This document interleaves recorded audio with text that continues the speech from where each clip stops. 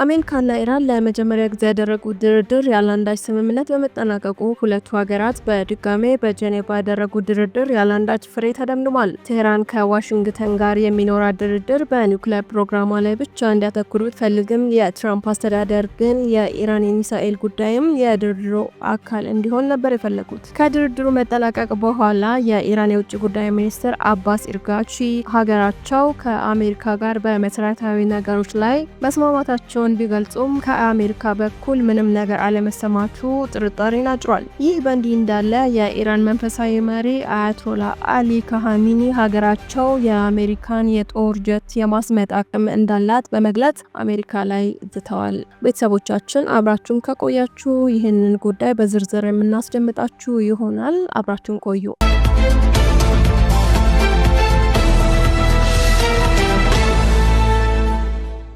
ከ12 ቀናት የኢራንና እስራኤል ጦርነት በኋላ አሜሪካና ኢራን ዳግም የገቡበት ውጥረት ለቀጠናው እንዳይተርፍ ስጋት አጭሯል። በቅርቡ በአቡዳቢ ከተማ አሜሪካና ኢራን በኦማን አሸማጋይነት ያደረጉት ድርድር ያለ ፍሬ መጠናቀቁ ደግሞ የጄኔቫውን ድርድር ተጠባቂ አድርጎታል። በድርድር መካከል ያለች የአሜሪካ ዱላ ያረፈባትና የኒውክሌር መሰረተ ልማቶች የወደቡባት ቴህራን በአሜሪካ ላይ መተማመንን አጥቻለሁ ትላለች። በሌላ በኩል ድርድሩ ደረጃ በደረጃ መሆን አለበት የምትለው ኢራን የአሁኑ ድርድር በኒውክሌር ፕሮግራሟ ዙሪያ ብቻ መሆን እንዳለበት ነው የምትገልጸው። ቴህራን ፍጹም መለሳለስ በማሳየትም የኒውክሌር ጦር መሳሪያ ማምረት የሚሰኘውን እና ከ60 በመቶ በላይ ያበለጸገችውን 400 ኪሎ ግራም የሚደርስ ዩራኒየም ደረጃውን ካለበት 60 በመቶ ለመቀነስ ፍላጎቱን አሳይታለች። ሆኖም ከኢራን ፍላጎት በተቃራኒ ዋሽንግተን ከዚህ ቀደም ከቴህራን ጋር የሚደረገው ድርድር ከኒውክሌር ፕሮግራሟ ባለፈ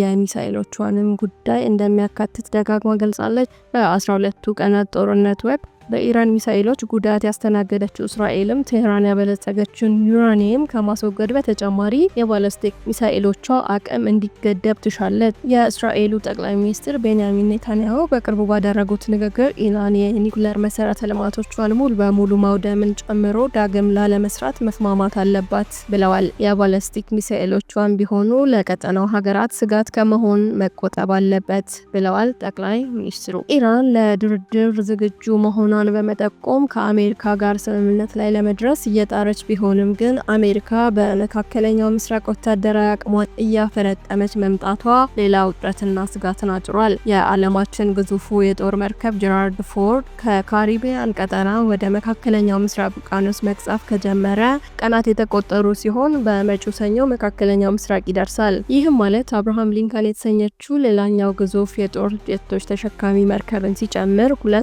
የትየለሌ ጀቶችንና የጦር መሳሪያዎችን እንዲሁ ከ10,000 በላይ ወታደሮችን ኢራንን ይከባሉ እንደማለት ነው።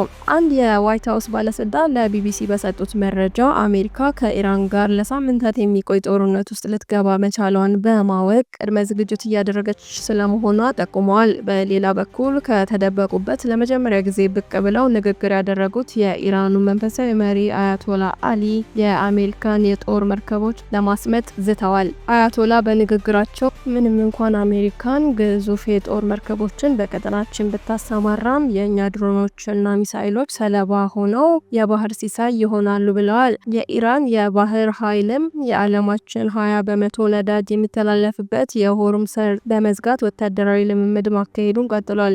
ይህ በእንዲህ እንዳለ የአሜሪካው ምክትል ፕሬዚዳንት ጄዲ ቫንስ ስለ ድርድሩ በሰጡት ምላሽ ኢራን በፕሬዚዳንት ትራምፕ ተሰመሩ ቀይ መስመሮችን ለመቀበል አሻፈረኝ ብላለች ብለዋል። ፕሬዚዳንቱ አሁንም ቢሆን በዲፕሎማሲ ያምናሉ ያሉ ሲሆን ነገር ግን ትዕግስታቸውም ልክ አለውና በአንድ ቀጭን የስልክ ትዕዛዝ ቴህራን ላይ እሳት ሊዘንብ ይችላል ብለዋል።